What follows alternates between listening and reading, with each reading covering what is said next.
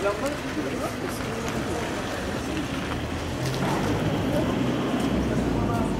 Nasılsınız?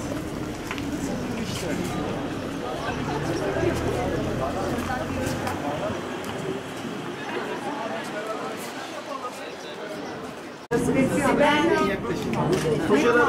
Bende de yok sadece.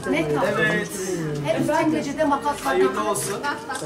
Bugün hobi faaliyetleri hayatımıza katkı sunacak inşallah. Boş vakitlerimizi böyle kıymetli hale getireceğiz. Ben de ağaç işlerine çok meraklıyım. İnşallah birlikte gezeceğiz. Tüm katkısı olanların emeğine sağlık. Tebrik ediyorum. Özellikle hanımefendiler özellikle herhalde. Tebrikler. İnşallah tekrarında bekliyoruz. Ben de teşekkür ediyorum Gökkuşağı Derneği ve çalışanlarına ve emeğe geçen herkese çok teşekkür ediyorum. Evet. Sayın Kaymakam, tabii önceden geldik. Haydar Bey işimiz var. Ama herhalde Şanslısınız, benden birkaç dakika önce gezdiniz yani. hayırlı olsun. Ekin sevmiyor herhalde çekici. Hadi buyurun lütfen. Gel.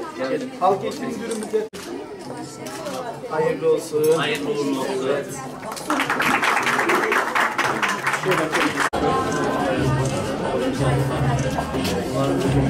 Bunlar hep plastik kağıdı. Bunlar özel boyut boyalarla işliyor. Malzemelerin dönüşümü de sağlanmış oluyor. Bu eski bir sehpaydı. O eski bir sehpa. Bu eski telefonluklar belki Evet hatırlarsınız. biliyorum. Hepsi devrilemiyor. Çok güzelmiş ya. Çok güzel.